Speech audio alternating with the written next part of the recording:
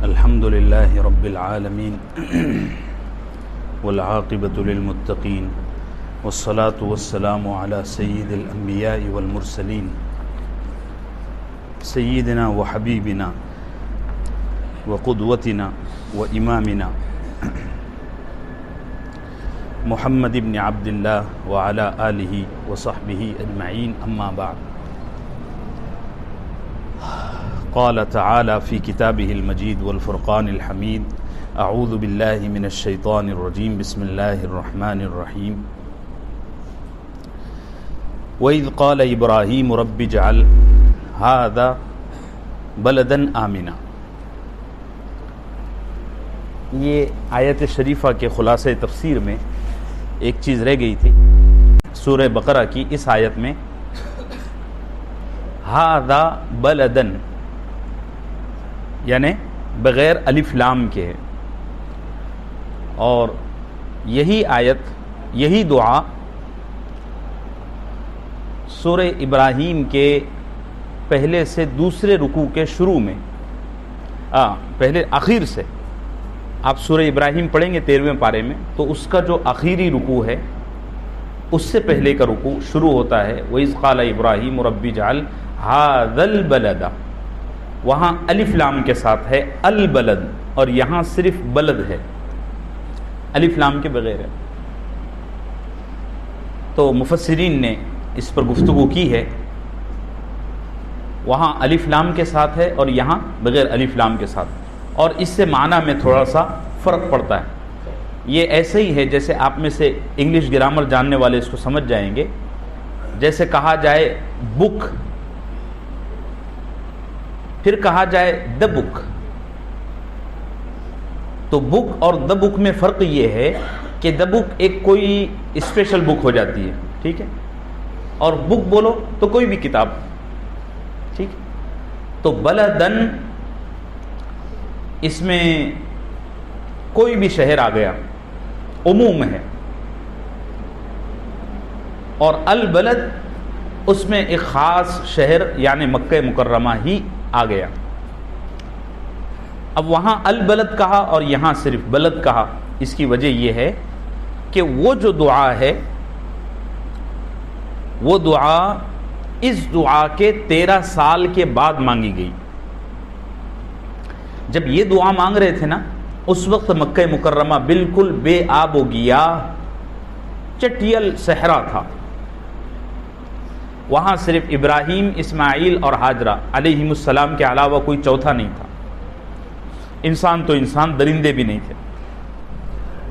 تو اس لیے فرمایا کہ اس گمنام جگہ کو شہر بنا دو. اور جب وہ دعا مانگ رہے تھے یعنی 13ویں پارے کی، تو اس وقت مکہ مکرمہ آباد ہو چکا تھا، قبیلے جرہم وہاں آ کر رہنے لگے تھے وغیرہ وغیرہ. تو وہ دعا 13 سال کے بعد مانگی گئی اور یہ دعا 13 سال پہلے مانگی گئی. اچھا، اس کی کیا دلیل ہے کہ 13 سال بعد مانگی گئی؟ اس کی دلیل یہ ہے کہ وہ دعا جو ہے 13ویں پارے میں، وہاں دعا کے اخیر میں لفظ ہے الحمدللہ الذی وہب لی علی الکبر اسماعیل و اسحاق. یعنی وہاں ابراہیم علیہ السلام نے اپنے بیٹے اسماعیل کے ساتھ ساتھ دوسرے بیٹے اسحاق کا بھی ذکر کیا.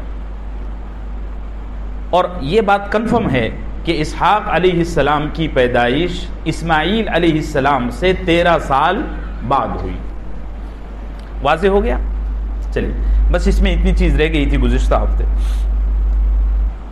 وَارْزُقْ أَهْلَهُ مِنَ الثَّمَرَاتِ، اور اس کے رہنے والوں کو رزق عطا فرما، یہاں رہنے والوں کی اکانومی ٹھیک کر دو. کن لوگوں کی؟ من آمن منہم باللہ والیوم الآخر، ان لوگوں کی جو اس شہر میں رہ کر اللہ پر اور آخرت کے دن پر ایمان لائیں گے.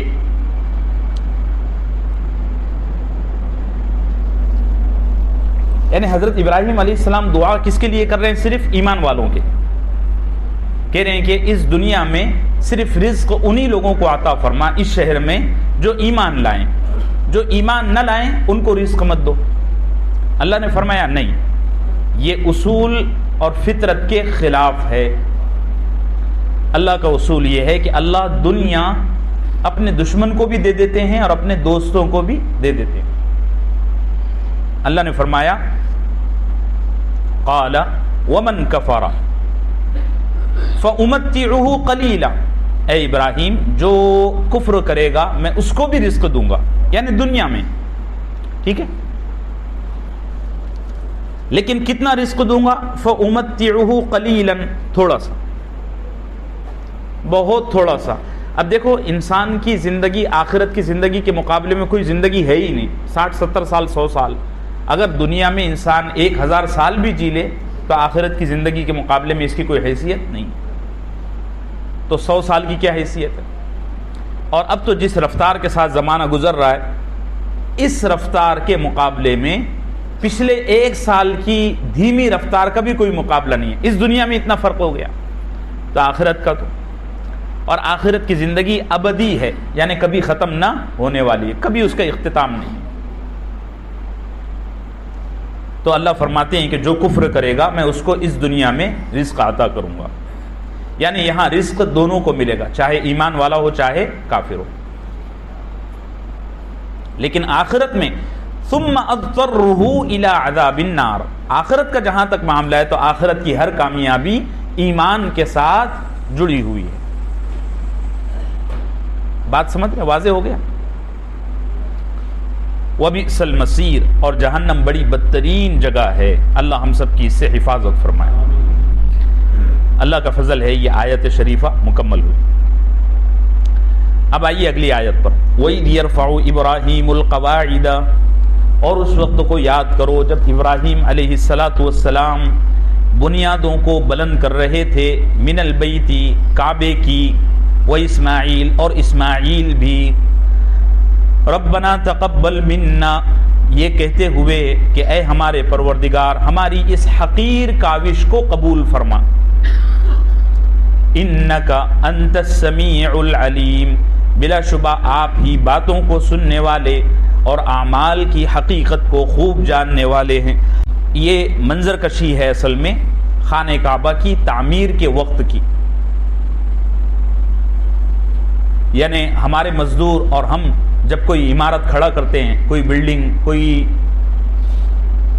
جگہ کو تعمیر کرتے ہیں، تو اس وقت ہم کچھ باتیں کر رہے ہوتے ہیں، ادھر ادھر کی باتیں، کوئی بھی، تو ان میں سے کچھ باتیں یاد رہ جاتی. جیسے گاؤں میں کوئی دیوار کھڑی ہوتی ہے تو اس دیوار کے کھڑے ہوتے وقت کوئی جھگڑا ہو جائے تو لوگ ساری زندگی بلکہ بڑے لمبے عرصے تک اس کو یاد رکھتے ہیں کہ اس دیوار کو کھڑا کرتے وقت یہ جھگڑا ہوا تھا، ہے کہ نہیں ایسا؟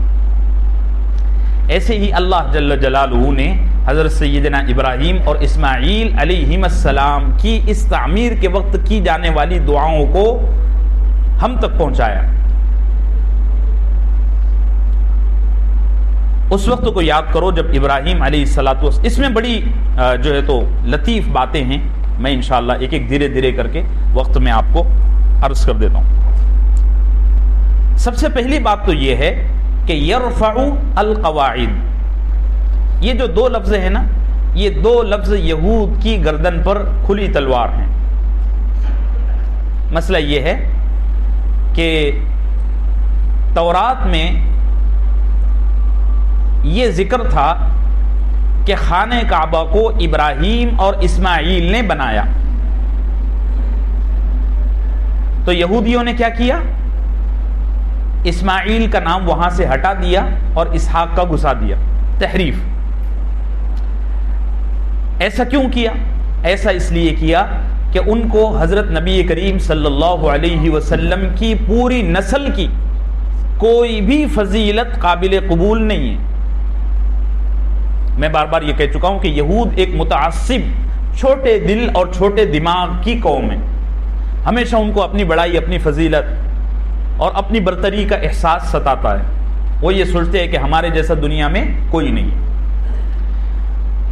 اب خانہ کعبہ کو تعمیر کرتے وقت ابراہیم اور اسماعیل دونوں باپ بیٹے ساتھ تھے. اسحاق علیہ السلام تو ابھی پیدا بھی نہیں ہوئے، وہ تو اس کے 13 سال کے بعد پیدا ہوئے نا، میں بتا چکا ہوں. تو یہودیوں نے کیا کیا کہ ابراہیم اور اسماعیل کی جگہ اسحاق کا نام ڈال دیا.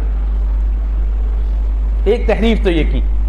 دوسری تحریف یہ کی کہ یہودیوں کو یہ برداشت نہیں تھا کہ خانہ کعبہ دنیا کا سب سے قدیم اللہ کا گھر ہے.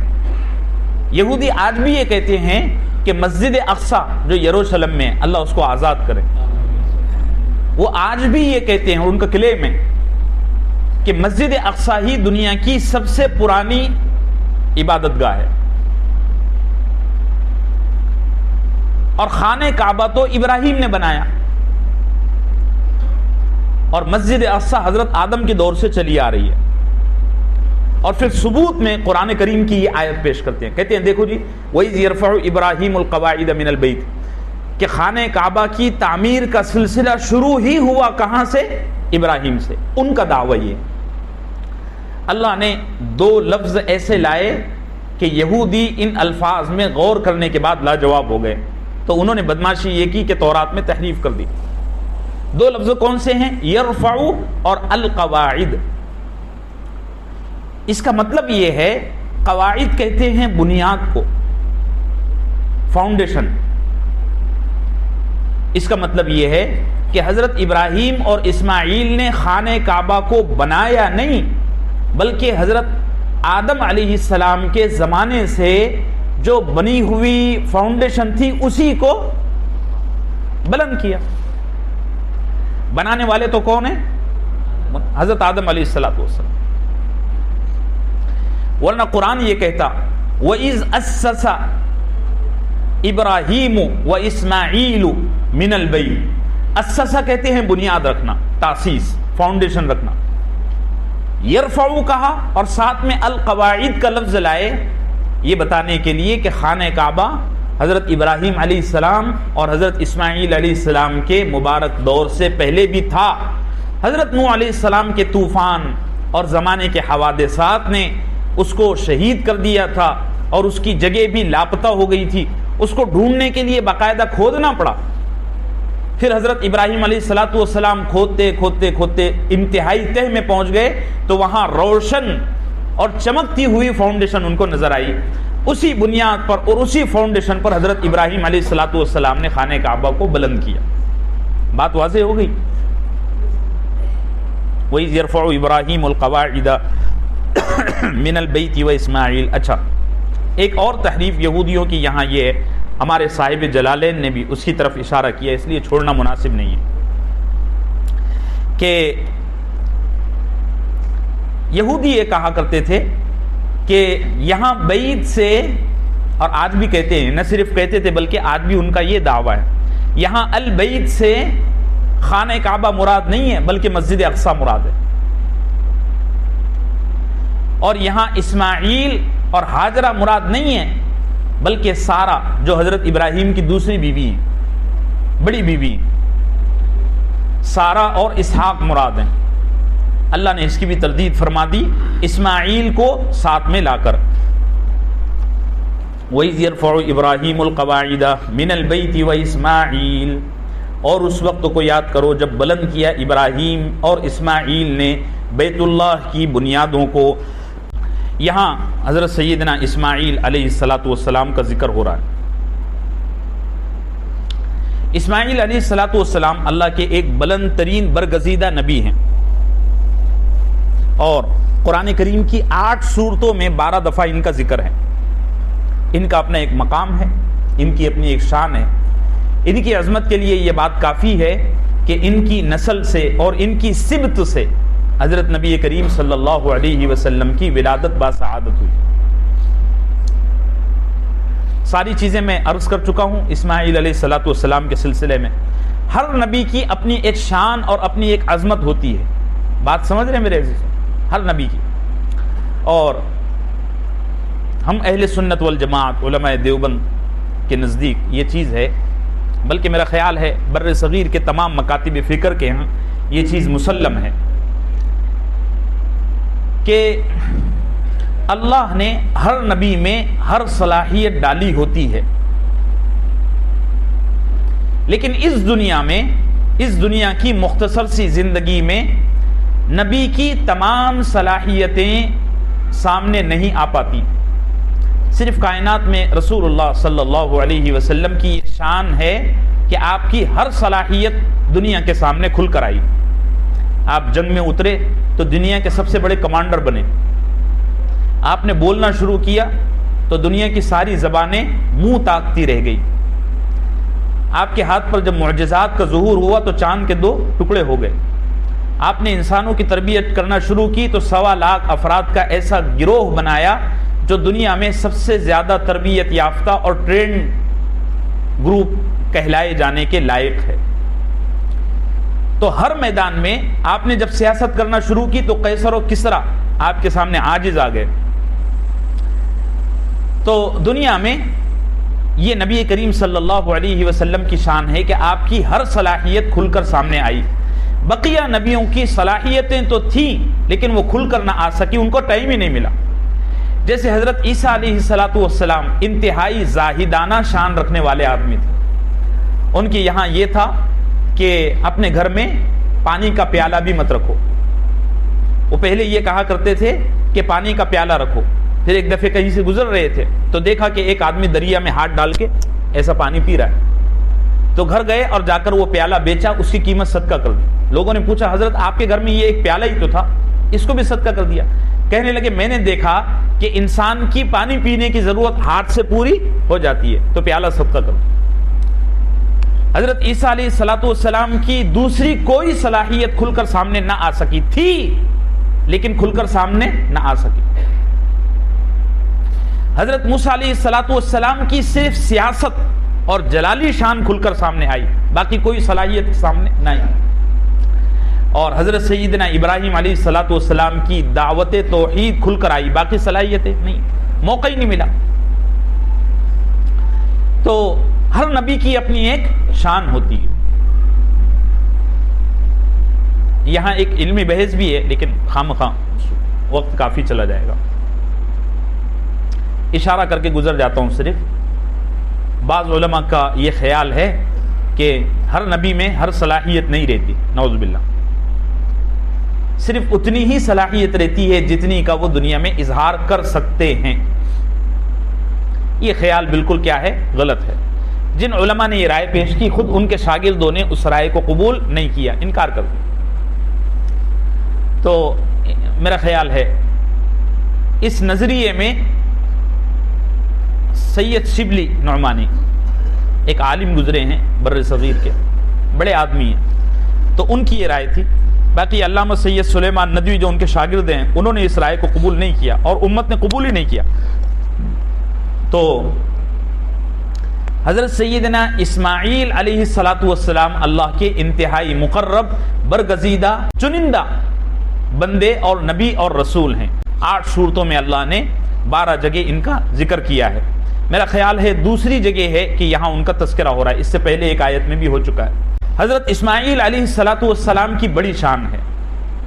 سب سے بڑی شان یہ ہے کہ حضرت اسماعیل علیہ السلام نے اپنے والد ابراہیم علیہ السلام کی فرما برداری میں انتہا کر دی. وہ اقبال کا بڑا مشہور شعر ہے, یہ فیضان نظر تھا یا کہ مکتب کی کرامت تھی, سکھائے کس نے تھے اسماعیل کو آداب فرزندی. ان کا شعر ہے کہ حضرت اسماعیل علیہ السلام نے ایک بیٹا ہونے کی حیثیت سے جو کردار ادا کیا وہ دنیا میں اپنی مثال آپ ہے. آج کوئی تصور کر سکتا ہے کوئی بیٹا کہ اس کا باپ اس کو کہے کہ بیٹا میں نے خواب دیکھا ہے کہ اللہ نے تم کو ذبح کرنے کا حکم دیا ہے؟ کوئی بیٹا اس کو تسلیم کرے گا؟ اب تو بیٹوں کا بڑا افسوسناک حال ہے. اللہ ہم سب کے بیٹوں کی صحیح تربیت فرمائے, اصلاح فرمائے. اصل میں میرے عزیزو دیکھو ایک بات یہ بھی ہے کہ میں انشاءاللہ اگلی آیتوں میں چند ہی آیتوں میں انشاءاللہ تربیت اولاد پر بات کروں گا تو وہاں ساری چیزیں کھل کر آئے گی. یہاں صرف ایک بات عرض کروں کہ انسان کی تربیت مار ٹھوک کر نہیں ہوتی. ہمارے یہاں تربیت کا مطلب یہ ہے کہ 2-4 ڈنڈے ونڈے مار دو, غصہ اتار دو, غصہ آیا تو بچوں کو رکھڑ دو. یہ تربیت کا مطلب ہمارے یہاں سمجھا جاتا ہے. بہت پرانی بات ہے. میں ایک جگہ کسی کے یہاں گیا تھا, اچھے لوگ ہیں ماشاءاللہ, تو ان کی یہاں بچوں نے کچھ بدتمیزی کر دیا. بچے تو بچے ہوتے ہیں, تو ان کے گھر کے لوگوں نے وہ بچوں کی خوب کٹائی کر دی اور سرپرستوں نے، اور اسی کا نام ہمارے یہاں تربیت دیا ہوا ہے۔ تربیت یہ نہیں ہے، دیکھو تربیت کا مطلب ہے، میں نے الحمدللہ رب العالمین میں لفظ رب پر بھی یہ بات کہا تھا، تربیت کا مطلب ہے اولاد کو اور اپنے چھوٹوں کو کسی مخصوص سانچے میں ڈھالنا۔ دیکھو جلدی سمجھ میں آئے گا، میرے کو بھی سمجھانے میں آسانی جائے گی۔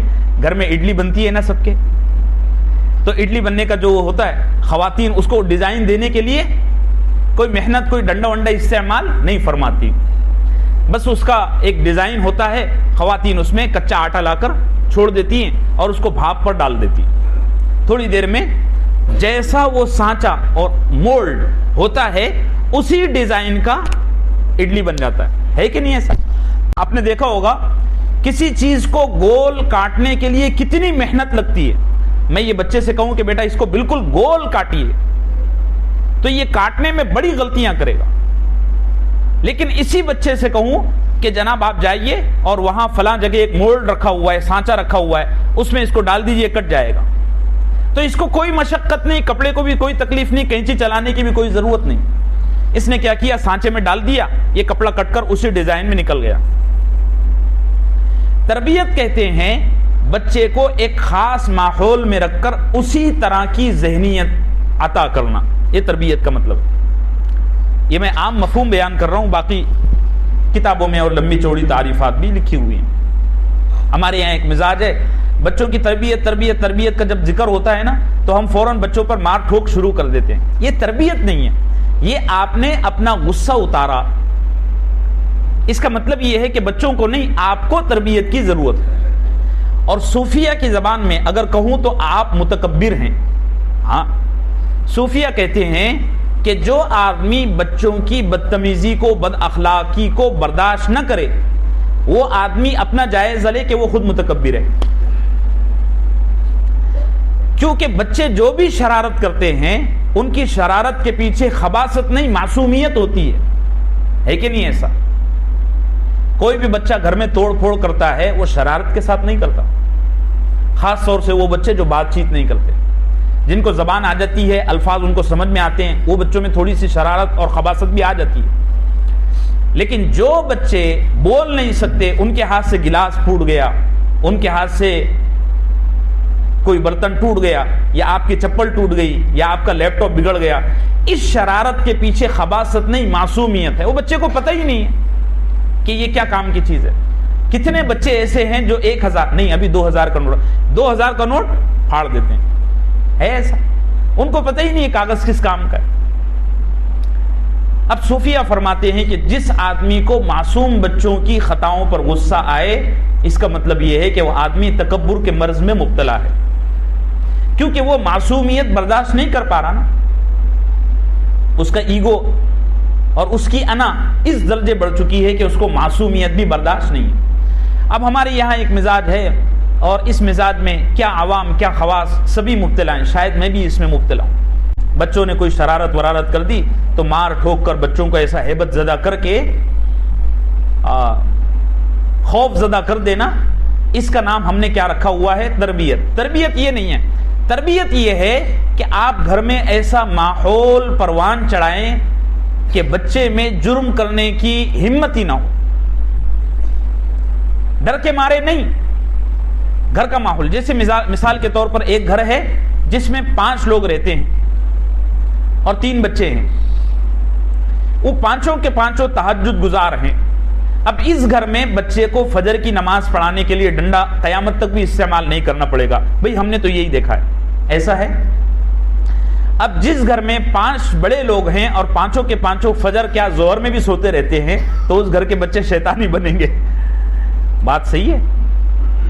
پھر آپ چاہے اپنے بچوں کو کتنا بھی مارو، کتنا بھی ٹھوکو، جب تک آپ مضبوط ہیں، صحت مند ہیں، ڈنڈا چلا سکتے ہیں، تب تک آپ کے بچے آپ کے ڈنڈے کے ڈر سے نماز تو پڑھ لیں گے، لیکن نماز ان کی فطرت میں داخل نہیں ہوگی۔ آپ کو اپنے بچوں کی تربیت کرنا ہے تو پہلے خود ویسے بن کر دکھائیں۔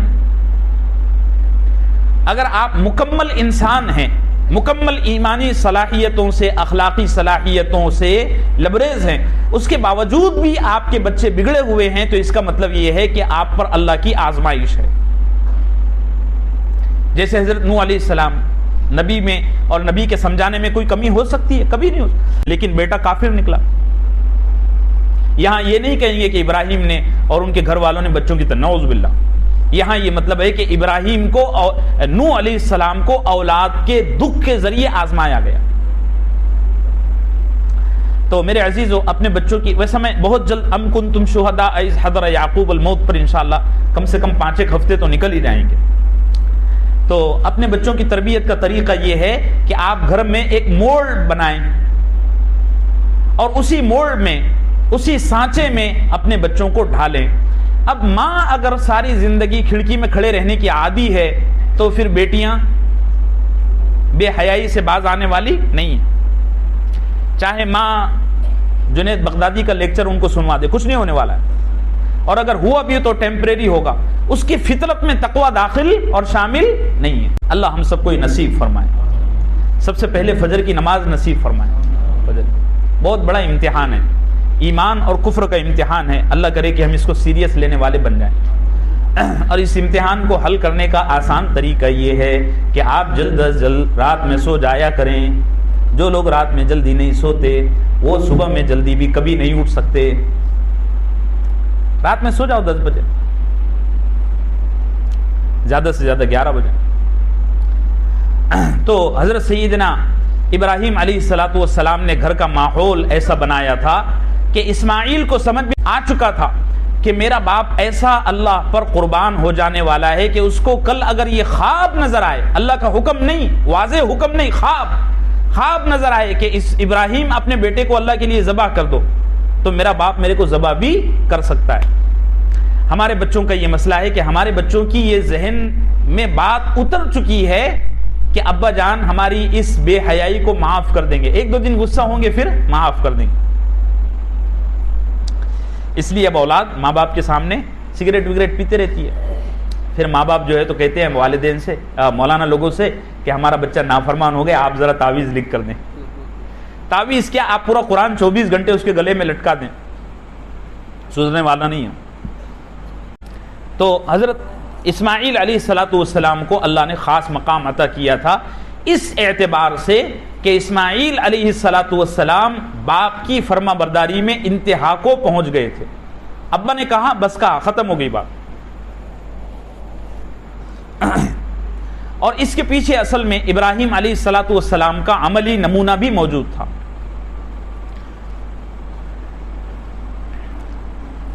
اسماعیل علیہ السلام کے کل 12 بیٹے ہوئے۔ کتنے؟ 12، اور ایک بیٹی تھی۔ 12 بیٹوں میں 2 بیٹے بہت نمایاں ہیں، بنایوت اور قیدار۔ ایک کا نام ہے بنایوت اور ایک کا نام ہے قیدار۔ بنایوت سب سے بڑے تھے اور قیدار سب سے چھوٹے، یعنی پہلے نمبر پر بنایوت اور 12ویں نمبر پر قیدار۔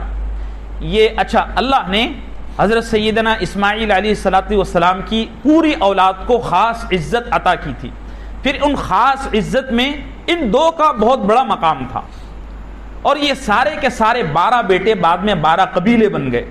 ہوتا ہے ایسا، 12 قبیلے بن گئے، اور ان قبیلوں کی خاص بات یہ تھی کہ یہ ہمیشہ خوشبودار چیزوں کی تجارت کرتے تھے، ہمیشہ، یہاں تک کہ اللہ کے نبی صلی اللہ علیہ وسلم کی بعثت ہوئی، آپ کی ولادت مبارکہ ہوئی، اس زمانے تک بھی یہ نسلیں، پورے کے پورے قبیلے تجارت صرف خوشبودار چیزوں کی کرتے تھے، چمڑا یا بدبودار لکڑی یا اس طرح کی کوئی چیز کا یہ کاروبار نہیں کرتے تھے ہمیشہ۔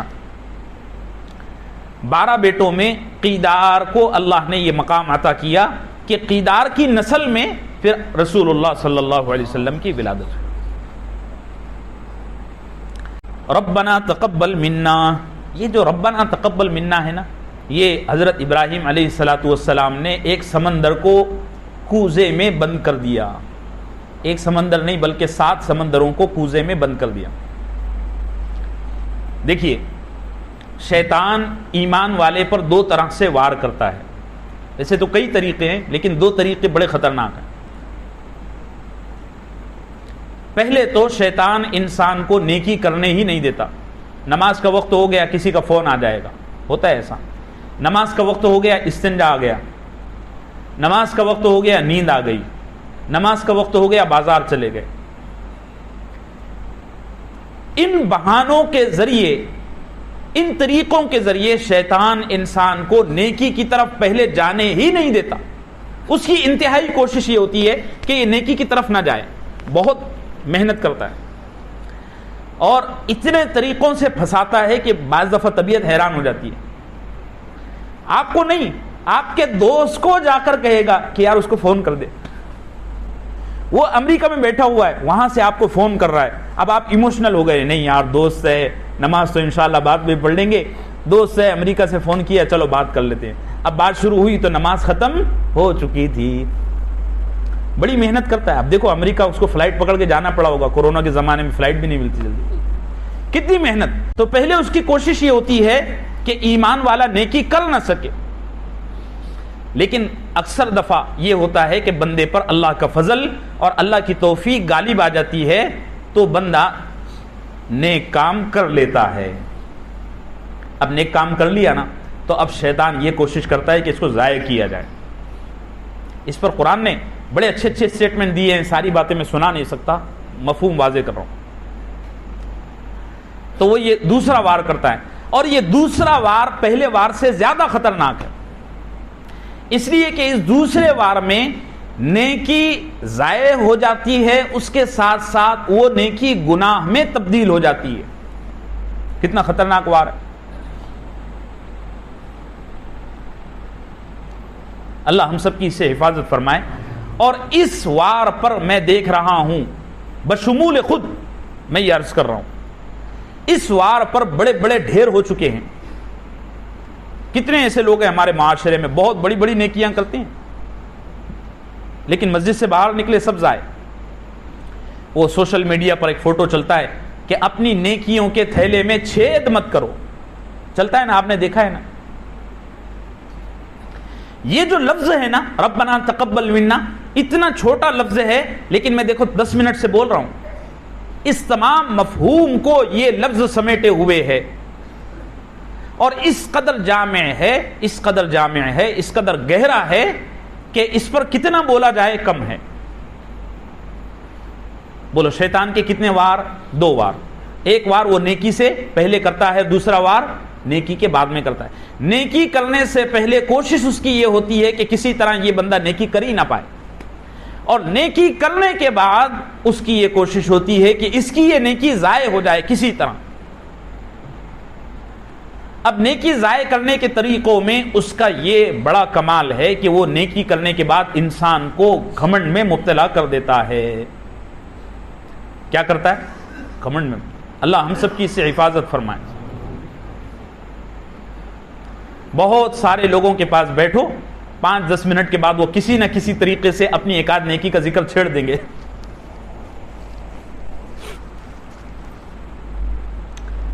اس سے اصل میں نیکیاں ضائع ہو جاتی ہیں. وہ صدقے کے بارے میں جو کہا گیا ہے نا کہ صدقہ دو تو ایسا دو کہ اس ہاتھ سے دو تو اس ہاتھ کو پتہ نہ ہو، وہ اسی موقع کے لیے کہا گیا ہے. حضرت ابراہیم علیہ السلام نے کتنا بڑا کام کیا. ہم سوچ سکتے ہیں کسی آدمی سے اللہ خود یہ کہے کہ تم جا کر میرا گھر بناؤ، کتنی بڑی عبادت ہے. ہم 1.5 اینٹ کی مسجد بناتے ہیں نا تو سینہ ہمارا 60-65 انچ کا ہو جاتا ہے، اور مسجد بنانا تو دور کی بات ہے، ایک آدھ رسید مسجد میں بنا لی نا بس پھر دیکھ لو. یہاں بامبے میں تو اتنا نہیں ہے، گاؤں دیہاتوں میں بڑا یہ تفاخر چلتا ہے. کتنے لوگ ہیں ایسے جو مسجد بننے کے بعد باقاعدہ یہ ضد لگاتے ہیں کہ مسجد کے دروازے پر ہماری پلیٹ لگائی جائے. ہاں اس پر بہت جھگڑے ہوتے ہیں. میں نے ابھی یہ کام چھوڑ دیا ہے، پہلے مسجدوں کے چندے وندے کراتا تھا، تو میں نے اس وقت دیکھا کہ مسجد پوری کھڑی ہو گئی، تعمیر ہو گئی. اس کے بعد پھر یہ ہو گیا کہ گاؤں کے لوگ آئے، مولانا صاحب آپ نے ہماری مسجد کا تعاون کروایا تھا، اب مسجد میں انتشار ہے. بھئی کس لیے انتشار ہے؟ تو فلاں صاحب جنہوں نے تعمیر کے وقت 5 لاکھ دیے تھے اب وہ ضد لگا رہے ہیں کہ یہاں پر ہمارا بورڈ لگایا جائے. نیکی کرنے کے بعد نیکی کا غرور انسان کی تمام نیکیوں کو خاک کر دیتا ہے۔ حضرت ابراہیم علیہ السلام کی عاجزی دیکھو، خانہ کعبہ تعمیر ہو رہا ہے اور خانہ کعبہ تعمیر ہوتے وقت وہ یہ لفظ کہہ رہے ہیں کہ اے ہمارے رب۔ یہاں لفظ رب لایا نا، یہ رب کا لفظ بڑا گہرا ہے۔ رب کا لفظ یہاں لا کر اللہم نہیں کہا، اللہم تقبل منا، یہ نہیں کہا، یہ نہیں کہا کہ یا الہنا، کیا کہا؟ ربنا، بولو بولو، ربنا، اے ہمارے رب۔ اللہ سے اصل میں لفظ رب کہہ کر انہوں نے یہ عرض کیا کہ اے ہمارے رب، ہم نے یہ جو نیکی انجام دی ہے، اس نیکی میں ہمارا ذاتی کمال، یہ آپ کی تربیت کا صدقہ ہے اور آپ کی تربیت کا اثر ہے اور آپ کے خصوصی فضل کی برکت ہے کہ ہم یہ گھر تعمیر کر سکے۔ لفظ رب۔ اب تقبل کو دیکھیے، تقبل یہ اتنا عربی زبان کا اتنا گہرا لفظ ہے کہ شاید کسی زبان میں اس کی ترجمانی ہو سکے۔ ایک ہوتا ہے قبول، ہم کہتے ہیں اے اللہ ہماری اس نیکی کو قبول کر لے، کہتے ہیں کہ نہیں کہتے ہیں؟ اور اردو میں اس کے سوا ہمارے پاس کوئی لفظ ہے بھی نہیں، چھوٹی سی زبانیں اردو انگلش وغیرہ۔ تقبل، قبول نہیں کہا، تقبل کہا۔ یہ کہنا مقصد ہے کہ اے ہمارے رب، یہ جو ہم نے خانہ کعبہ تعمیر کیا اور یہ میں نے تیرے حکم پر جو اپنے بیٹے کو ذبح کیا اور یہ جو میں نے تیرے حکم پر اپنے لاڈلے بیٹے کو، لاڈلی بیوی کو اس بے آب و گیاہ وادی میں لا کر چھوڑ دیا، یہ ساری کی ساری چیزیں ایسی نہیں ہیں کہ ان کی وجہ سے ہم یہ کہہ سکیں کہ ہم نے کچھ کر لیا۔ ابراہیم علیہ السلام اصل میں کہہ رہے ہیں کہ یہ سب بھی اے اللہ، اے ہمارے رب، تیری شایع نشان نہیں ہے، ہم نے کچھ چھوٹا موٹا ٹوٹا پھوٹا، اور تقبل کے ساتھ منا ملا دیا۔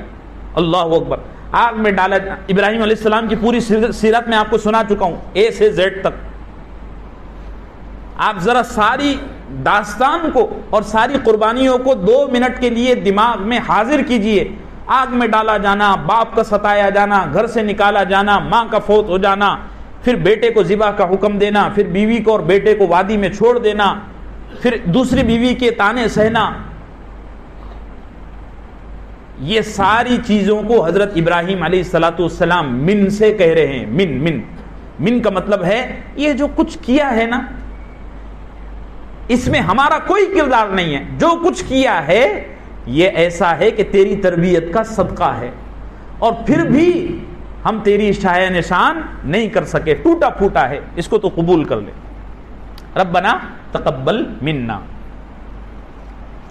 اصل میں میرے عزیزو دیکھو، ایک بات یہ ہے کہ جو پیالہ جتنا بھرا ہوا ہوتا ہے نا، وہ اتنا ہی جھکا ہوا ہوتا ہے، ایسا ہے کہ نہیں؟ جس ٹہنی پر جتنے زیادہ پھل ہوتے ہیں وہ ٹہنی اتنی زیادہ جھکی ہوئی ہوتی ہے۔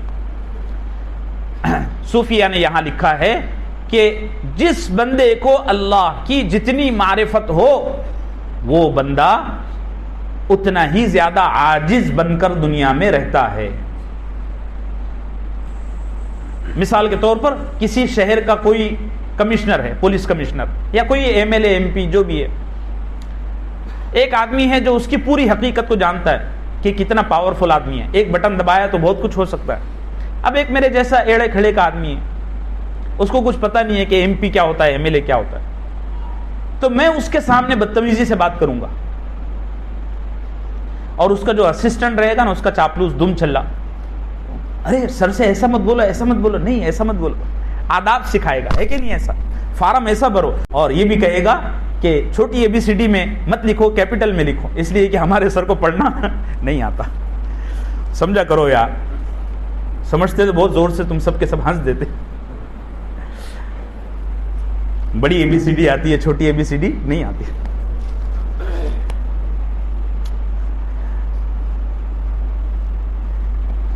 بڑی بدنصیب قوم ہے وہ جس کے حکمران جاہل ہوں۔ اب سمجھ میں آیا؟ اور اس سے بھی زیادہ بدنصیب قوم وہ ہے کہ جس کے حکمرانوں کو اپنی جہالت پر فخر ہو۔ تو ربنا تقبل منا، اے ہمارے پروردگار ہماری اس ٹوٹی پھوٹی عبادت کو قبول فرما۔ مولانا ادریس کاندلوی ایک بڑے مفسر ہیں، انہوں نے لکھا ہے کہ آدمی کی کوئی عبادت اس وقت تک قبول نہیں ہوتی جب تک وہ اپنی عبادت کو کچھ سمجھنے لگے، اور انہوں نے گارنٹی کے ساتھ لکھا ہے، سرسری نہیں کہا۔ کیا فرمایا؟ کوئی آدمی کی کوئی عبادت قبول نہیں ہو سکتی اس وقت تک جب تک وہ اپنی عبادت کو کچھ سمجھنے لگے۔ نماز پڑھا اور سمجھنے لگ گیا کہ ہاں آج میں نے 4 رکعت پڑھ لی۔ آدمی کی عبادت قبول ہونے کی سب سے بڑی علامت اور پہچان یہ ہے کہ وہ آدمی کی نظر اپنے عمل سے زیادہ اللہ کے فضل پر ہو، یہ سب سے بڑی چیز ہے۔ اللہ ہم سب کو نصیب فرمائے۔ ربنا تقبل منا، اس میں دیکھیے 2 چیزیں ہیں، مفسرین نے دونوں چیزیں واضح کی ہیں۔ اے ہمارے رب ہماری اس نیکی کو قبول فرما، یعنی جو خانہ کعبہ تعمیر کیا ہے اس کو قبول فرما۔ ایک مطلب تو اس آیت کا یہ ہے۔ دوسرا مطلب یہ ہے کہ اے ہمارے رب ہم نے جتنی دعائیں یہاں کی ہیں ان کو قبول فرما۔ ایک دعا کیا ہے کہ یہ جو خانہ کعبہ بنایا ہے اس کو قبول فرما۔ دوسری دعا کیا ہے، دوسرا مطلب کیا ہے کہ اے ہمارے رب اس گھر کی تعمیر کے دوران جتنی دعائیں ہوئی ہیں ان کو قبول فرما۔ دونوں مطلب لیے جا سکتے ہیں۔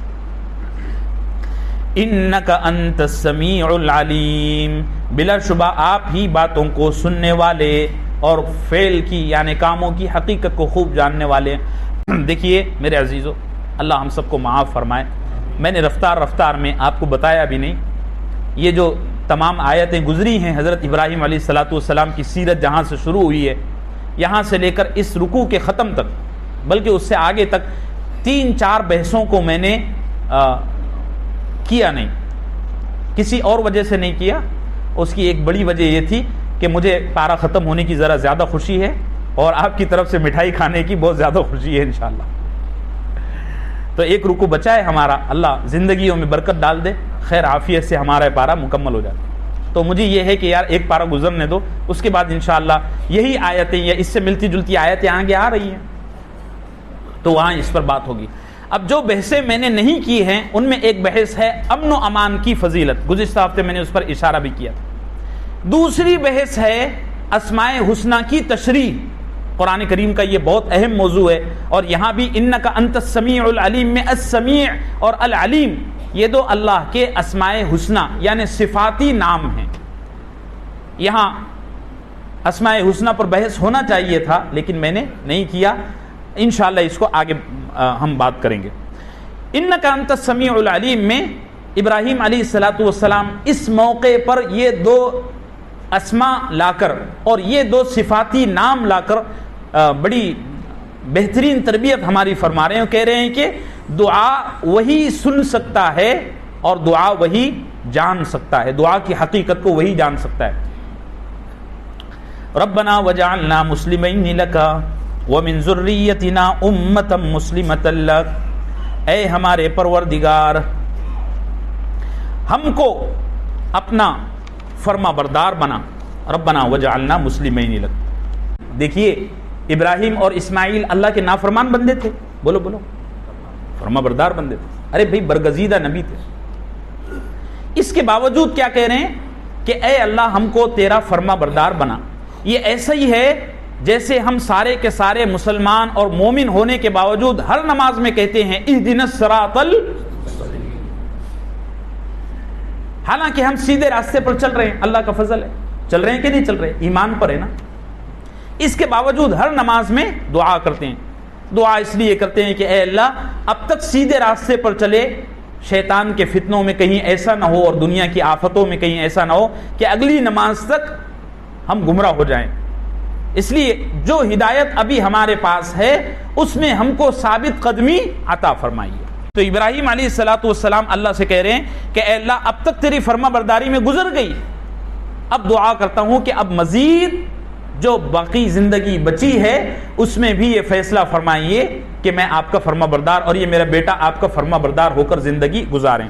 اصل میں میرے عزیزو دیکھو، بات یہ ہے، میں نے مجھے ابھی کہا نا کہ اللہ کی معرفت کے مقامات کم نہیں ہیں. جو آدمی جتنا اللہ کا قریبی ہوگا اس پر اللہ کی معرفت کے اتنے دروازے کھلیں گے، پھر وہ مزید مانگے گا، پھر وہ مزید مانگے گا. اس کو سمجھنے کے لیے ایک حدیث سناتا ہوں. اللہ کے نبی صلی اللہ علیہ وسلم نے فرمایا ایک جنتی ایسا ہوگا جس پر اللہ کو بھی ہنسی آ جائے گی، جس پر اللہ کو بھی ہنسی آ جائے گی. اس کی تفصیل یہ ہے کہ اللہ کے نبی صلی اللہ علیہ وسلم نے فرمایا، یہ حدیث صحیح مسلم کی، فرمایا کہ وہ جب تک جہنم میں رہے گا تو صبح شام چلا چلا کے کہے گا اے اللہ تیرے سے جنت نہیں مانگتا، بس جہنم سے آزادی لا دے. کیا کہے گا؟ جنت نہیں مانگتا اللہ، بس یہ یہاں سے نکال دے ایک بار، بڑے ڈنڈے پڑ رہے ہیں. تو اللہ اس کو اتنا بل بلاتا ہوا دیکھ کے نکلوا دیں گے، چلو بھائی نکال. اس کو نکال کے ایسی جگہ رکھا جائے گا جہاں جنت کی خوشبو آ رہی ہوگی، صرف خوشبو. اللہ ہم کو نصیب فرمائے، کہو آمین. صرف خوشبو آ رہی ہوگی. تو کچھ دن تو گزارے گا خاموشی سے، پھر بل بلا کے کہے گا اے اللہ جس گھر کی خوشبو ایسی ہے اس میں کہا چھوٹا کمرہ ہی دلا دے. اور اتنا بل بلائے گا کہ اللہ کے نبی نے فرمایا جہنم سے زیادہ وہ یہاں بل بلائے گا. تو اللہ کہیں گے چلو اس کو ایک چھوٹا کمرہ دے دو. تو اس کو وہاں جگہ دی جائے گی جہاں سے جنتیوں کا صرف گزر ہوا کرے گا. پھر وہ دیکھے گا یار جنتی ایسا ایسا کھاتے ہیں، اپنے کو تو بچا ہوا ملتا ہے. پھر وہ ہاتھ بڑھا کے کہے گا اے اللہ جو یہ کھاتے ہیں کبھی تازہ بھی کھلا دے. جس کمرے میں یہ رہتے ہیں، جن حوروں کے ساتھ یہ قرب اختیار کرتے ہیں، ان کے ساتھ مجھے کبھی بھیج دے. تو اللہ کہے گا چلو یار اس کو اور تھوڑا آگے بڑھا دو. اللہ کے معرفت کے مقامات جیسے جیسے بڑھ رہے ہیں نا، ویسا ویسا وہ بے چین ہو رہا ہے. جہنم سے نکلا ویٹنگ روم میں آیا، ویٹنگ روم سے نکلا چپلوں کے پاس آیا، چپلوں سے نکلا کمرہ مل گیا، کمرہ مل گیا فلیٹ، فلیٹ سے یہ حضرت ابراہیم علیہ السلام اصل میں اللہ کے بہت برگزیدہ نبی تھے، اور ان کے سامنے اللہ کی معرفت کے مقامات کھل رہے تھے. وہ اللہ سے بار بار یہ دعا کرتے تھے کہ اے اللہ اب تک جو معرفت کے دروازے کھلے اس میں ایک دروازے کا اور اضافہ کر دو، اور اضافہ کر دو، اور اضافہ کر دو. ہوتے ہوتے ایک نبی کے لیے جو فیصلہ کن مقام رہتا ہے وہ وہاں تک پہنچ جاتا ہے. باقی اللہ کے مقامات کی اور اللہ کے معرفت کے درجات کی کوئی انتہا نہیں ہے. اللہ ہم سب کو کچھ مقامات نصیب فرما دے میرے رسول. ربنا وجعلنا مسلمین لک، اے ہمارے پروردگار ہم کو آپ کا فرما بردار بنا دے. ومن ذریتنا، اور ہماری اولاد کو بھی فرما بردار بنا. دیکھو اولاد کی فکر کی نا. اسی لیے علماء نے لکھا ہے کہ حضرت ابراہیم علیہ السلام کی ساری نسل میں ہمیشہ کچھ لوگ توحید کے پرستار رہے ہیں. ایسا کبھی تاریخ میں نہیں ہوا کہ حضرت ابراہیم علیہ السلام کی پوری نسل گمراہ ہو گئی، ایسا کبھی نہیں ہوا. یہاں تک کہ اللہ کے نبی صلی اللہ علیہ وسلم کے زمانے سے تھوڑے زمانے کا جو دور تھا جس کو دور جاہلیت کہا جاتا ہے، وہ گمراہی کا بہت بڑا دلدل تھا. اس گمراہی کے دور میں بھی زید ابن عمرو ابن نفیل، اسی طریقے سے قس ابن ساعدہ، اور اسی طریقے سے خود رسول اللہ صلی اللہ علیہ وسلم کے دادا جان عبد المطلب، یہ سارے کے سارے اس دور جہالت میں، جبکہ پوری دنیا بت پرستی میں اور شرک میں غرق ہو چکی تھی، اس دور میں بھی یہ چند لوگ تھے جو ابراہیم کی نسل میں توحید کے پرستار تھے. اللہ ہم سب کو یقین نصیب فرمائے. صلی اللہ علیہ وسلم.